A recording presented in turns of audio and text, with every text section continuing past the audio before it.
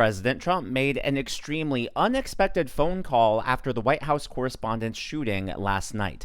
So yesterday was supposed to be a celebration of the First Amendment, a celebration of freedom of the press. There was a lot of excitement and anticipation because it was President Trump's first time as president ever attending this dinner. But what was supposed to be a celebration turned into a night of chaos and mayhem when a gunman opened fire in the lobby of the Hilton Hotel. Here's a new angle of what happened last night.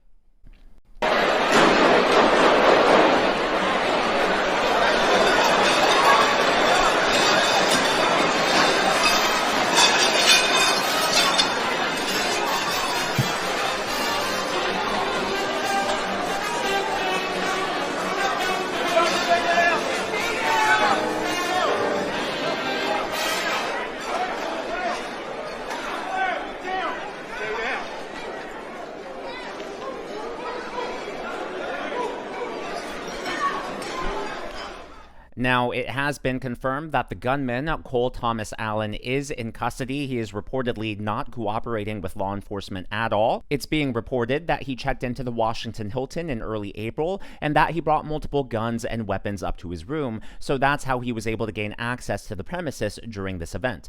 There have also been questions about the behavior at the head table. Why did it take Secret Service so long to respond, and why did people there seem happy or even amused?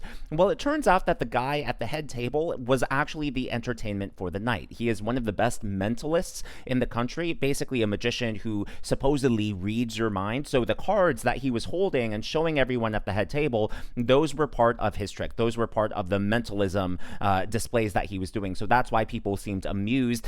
So watch this with that context.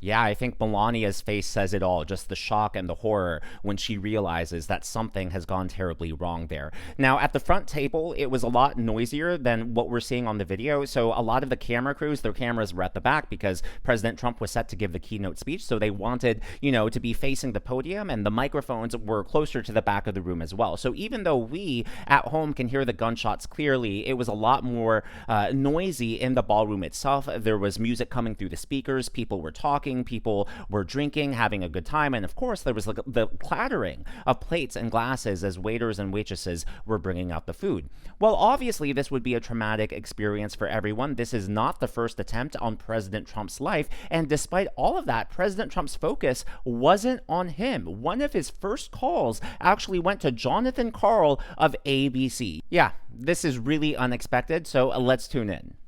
John, your phone rang early this morning? Yeah, my phone rang shortly after 7 a.m. My landline, George, actually a number that few people call, and it was President Trump calling. He said at first he was calling to see if I was okay with what happened last night. Are you okay?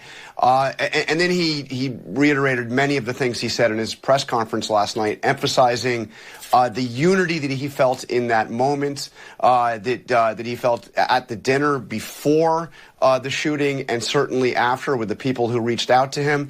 And he said absolutely, and he was quite firm about this, that dinner must be rescheduled. It must be rescheduled. He knows that I was a former president of the White House Correspondents Association and had worked with him on a dinner that never actually happened back during COVID. And he was saying, we've got to get this dinner back on. It has to happen.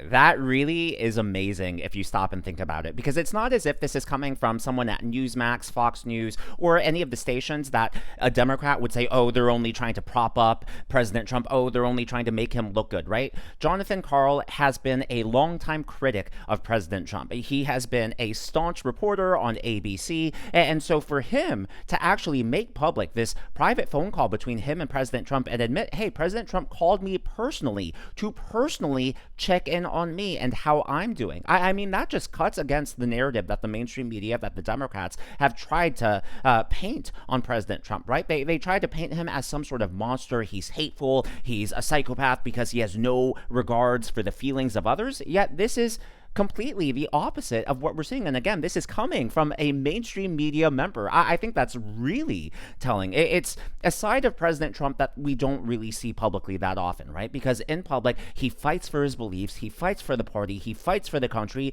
Yet here we're seeing a soft side. And again, this isn't President Trump. This isn't someone in his team trying to make him look good. This is a staunch member of the mainstream media saying, hey, President Trump actually called me and he checked in on me. And I believe that there are many more, because Rick Grenell actually posted the same thing. Take a look at this. The President of the United States was just the target of another assassination attempt tonight, but he called me just now to check in to see how I was doing because my mom died on Wednesday.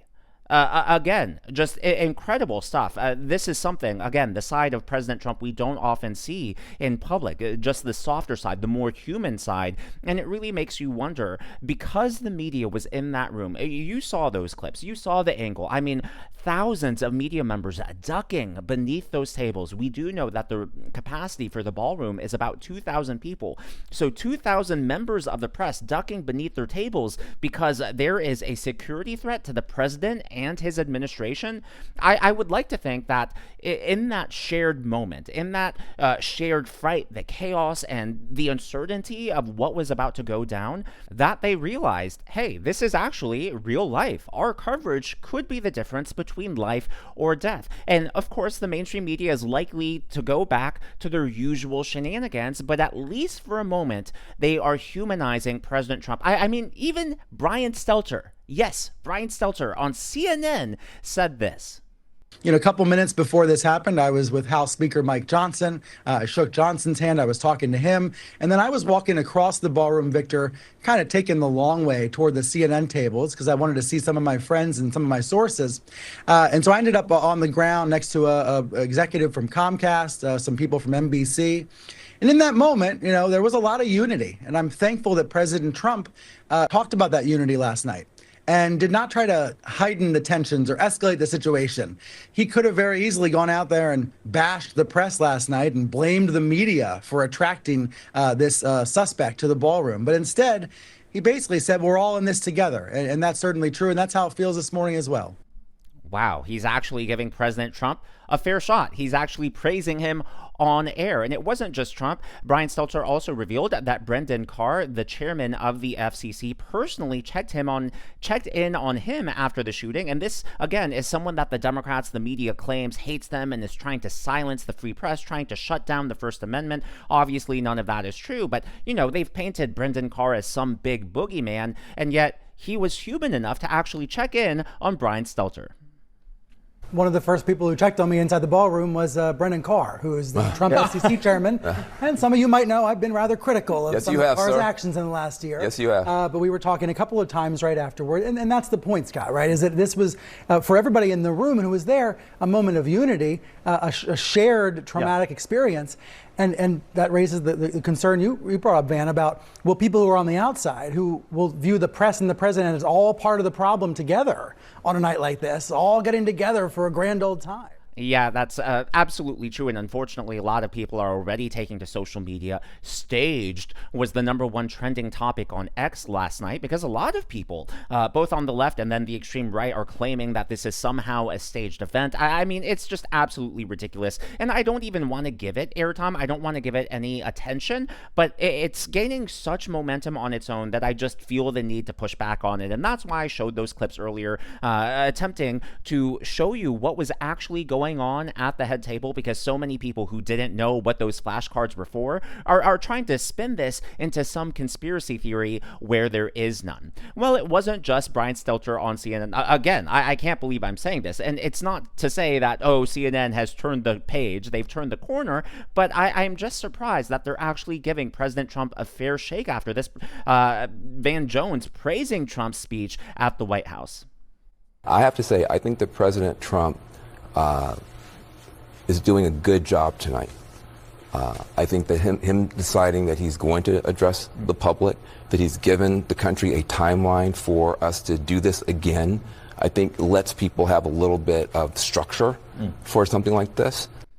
And that's important, too. That is a strategic point that President Trump has decided to really lean into. The fact that he wants to reschedule this dinner within 30 days, he's putting a message out there. Hey, crazies, terrorists, people who want to commit political acts of violence, they cannot derail the country. They cannot derail the presidency. The show must and it will go on. You're not going to stop the First Amendment. You're not going to stop the United States of America. And yes, you can attempt these crazy, violent things, but you're not going to stop us. So that is the message that President Trump is sending out there. It is a sign. It is a message of strength. It's similar to what happened in Butler, Pennsylvania, when President Trump stood up and said, fight, fight, fight. Sure, he didn't literally say those words this time, but by rescheduling this event, not canceling, but rescheduling within a month, is President Trump's version of fighting back. Well, Brian Stelter, Jonathan Karl, they may be, and even Van Jones, they may be giving President Trump a fair shake right now, but of course, that is not the case on all of mainstream media. Jimmy Kimmel has yet to apologize for this disgusting assassination joke he made just minutes before an actual assassination attempt. Our First Lady Melania is here. Look at Melania, so beautiful. Mrs. Trump, you have a glow like an expectant widow. I mean, the fact that he made that joke is disgusting, but what's even grosser to me is the fact that the live studio audience laughed. Yeah, that was a belly laugh. They weren't shy about it. Now, you saw him standing behind a podium that said White House Correspondents Association dinner, so obviously he was pretending as if he were in that room that night, so it's very gross. Also, on MS Now last night, they were acting as if they have no idea who the gunman could possibly be after. I think anyone with more than 2 brain cells knows that the gunman was after President Trump and members of the administration, because multiple administration members were there. Vice President J.D. Vance, Pete Hegseth, the list goes on. Well, on MS Now, they acted as if, well, we have no idea who the gunman could possibly be targeting. We do not yet know what the shooter's intended target was. Yes, obviously, this was an event that was well publicized that the president would be attending. He has not attended this event since 2015, but it was a room of over 1,000 people. There were reporters, there were lawmakers, there were business leaders. There were members of Congress, there were members of the administration, and yes, of course, there were the president and First Lady Melania Trump. So basically, they're listing everyone there who could have been a target. But let's get real. It's just common sense, right? Sure, they could have been targeting other people as, maybe they wanted a mass casualty event. But at the end of the day, when the president, when the administration, and a large portion of the line of succession are in the same room, they are clearly the prime targets and not people in the media. Like, had this been worse and had anyone else been injured, they would have just been collateral damage, but not the primary targets.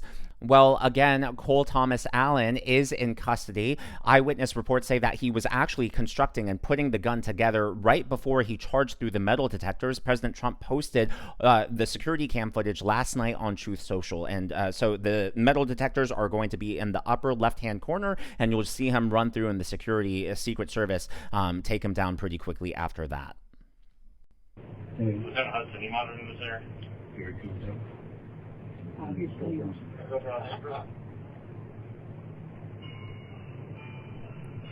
shall I post it as soon as he passed down? 18, go for Yeah, just absolutely crazy stuff. And we do have great photos from Reuters. I just love these shots right here. Just talk about great training by the Secret Service. Take a look at that trigger discipline. I mean, the fact that they're pointer fingers, for anyone who's never been to a shooting range, when you go to a range and when you take classes, one of the first things that they teach you is never point your gun at something that you're not comfortable, like, taking out, right? Like, they tell you that a gun obviously is a dangerous weapon, and basically a lot of that training is about not having your finger on the trigger, because you can accidentally pull it when you don't mean to. So the fact that they have that sort of restraint even in a moment of high tension just tells me that the individual, the lower level Secret Service members, are really well trained. Obviously they were able to subdue this man, make sure they got him alive.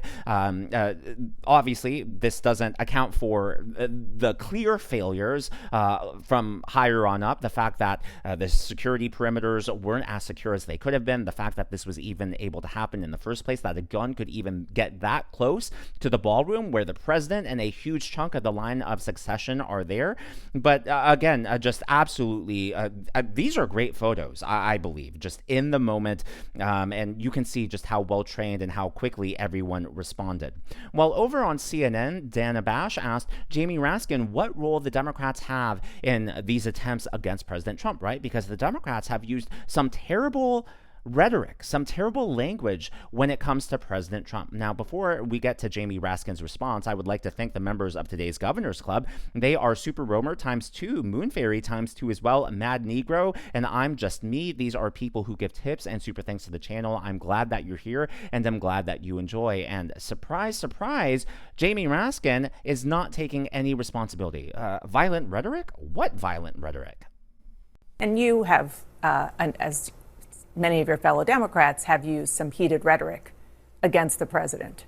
And do you think twice about that when something like this happens? What rhetoric do you have in mind? Just talking about some of the fact that he, is terrible for this country and so on and so forth. I understand that that's your Democratic right, but overall, do you I have a no responsibility? personal problem with Donald Trump at all.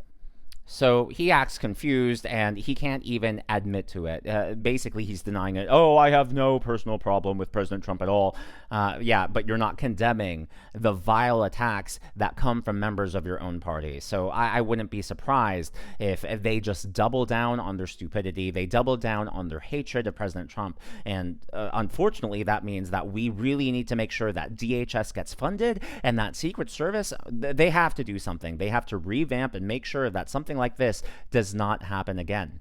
As always, though, all of this is just my analysis and commentary. That's what's happening in the world of politics from my point of view, and I would love to hear from you. So do you think that having members of the press actually experience this in real time with the president could potentially soften some of their hearts towards this administration? Like, do you think this will have any impact? We've seen so many people now, Jonathan Karl, Brian Stelter, Van Jones, talking about how there was unity last night.